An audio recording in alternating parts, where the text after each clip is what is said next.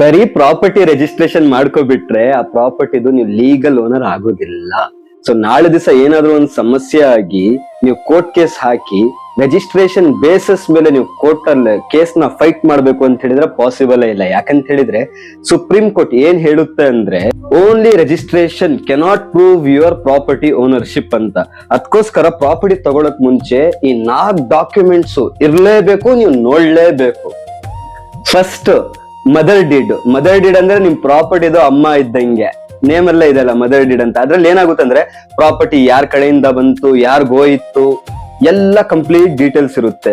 ಅದೇ ತರ number 2 sale agreement ಏನಂದ್ರೆ ನಿಮ್ಮ ಲೀಗಲ್ ಟ್ರಾನ್ಸಾಕ್ಷನ್ ಅಗ್ರಿಮೆಂಟ್, ಅಂದ್ರೆ ಲೀಗಲ್ ಆಗಿ ನೀವು ಪ್ರಾಪರ್ಟಿ ತಗೊಂಡಿದ್ದೀರಾ ಅಂತ.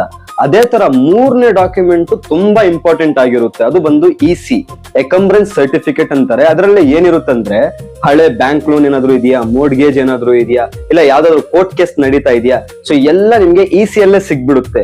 ಸೊ ಲಾಸ್ಟ್ ಡಾಕ್ಯುಮೆಂಟ್ ತುಂಬಾ ಇಂಪಾರ್ಟೆಂಟ್. ಸೊ ಮ್ಯೂಟೇಶನ್ ಅಂತ, ಪ್ರಾಪರ್ಟಿ ರಿಜಿಸ್ಟ್ರೇಷನ್ ಆದ್ಮೇಲೆ ನಿಮ್ ಹೆಸರಿಗೆ ನೀವು ಹೋಗಿ ಮ್ಯೂಟೇಶನ್ ಮಾಡ್ಕೋಬೇಕು. ಪ್ರಾಪರ್ಟಿ ರೆಕಾರ್ಡ್ಸ್ ಅಲ್ಲೇ ನಿಮ್ ಡೀಟೇಲ್ಸ್ ಅಪ್ಡೇಟ್ ಮಾಡಿಸ್ಬೇಕು. ಬಟ್ ಈಗ ಗುಡ್ ನ್ಯೂಸ್ ಏನು ಅಂದ್ರೆ ನಿಮ್ಗೆ ಕರ್ನಾಟಕ ಗವರ್ಮೆಂಟ್ ಆಟೋ ಮ್ಯೂಟೇಶನ್ ಮಾಡ್ಕೊಡ್ತಿದ್ದಾರೆ. ನೀವು ಪ್ರಾಪರ್ಟಿ ರಿಜಿಸ್ಟ್ರೇಷನ್ ಮಾಡಿ 8 days ವರೆಗೂ ಯಾವ್ದು ಆಬ್ಜೆಕ್ಷನ್ ಬಂದಿಲ್ಲ ಅಂದ್ರೆ ಗವರ್ಮೆಂಟ್ ಆಟೋಮೆಟಿಕ್ ಆಗಿ ನಿಮ್ಗೆ ಮ್ಯೂಟೇಶನ್ ಮಾಡ್ಕೊಡುತ್ತೆ. ಪ್ರಾಪರ್ಟಿ ತಗೊಳಕ್ ಮುಂಚೆ 4 ಡಾಕ್ಯುಮೆಂಟ್ಸ್ ನೋಡ್ಲೇಬೇಕು ನೀವು. ಕರೆಂಟ್ ಓನರ್ಶಿಪ್ ನೋಡ್ಬೇಕು, EC ನೋಡ್ಬೇಕು, ಸೇಲ್ ಡೀಡ್ ನೋಡ್ಬೇಕು, ಮದರ್ ಡೀಡ್ ನೋಡ್ಬೇಕು. ಓಕೆನಾ? ಸೊ ಅದೇ ತರ ನಿಮ್ ಫ್ರೆಂಡ್ಸ್, ರಿಲೇಟಿವ್ಸ್, ನೇಬರ್ಸ್ ಯಾರಾದ್ರೂ ಈಗ ಪ್ರಾಪರ್ಟಿ ತಗೊಳಕ್ ಹೋಗ್ತಾ ಇದಾರೆ ಅಂತ ಹೇಳಿದ್ರೆ ಅಂತವ್ರಿಗೆ ಫಸ್ಟ್ ಈ ವಿಡಿಯೋನ ಶೇರ್ ಮಾಡಿ. ಪಾಪ ಅವ್ರಿಗೂ ಮೋಸ ಆಗೋದ್ ಬೇಡವಲ್ಲ. ಸೊ ಇವತ್ತಿಗಷ್ಟೇ, ಮತ್ತೆ ನಾಳೆ ಸಿಗೋಣ. ಬಾಯ್.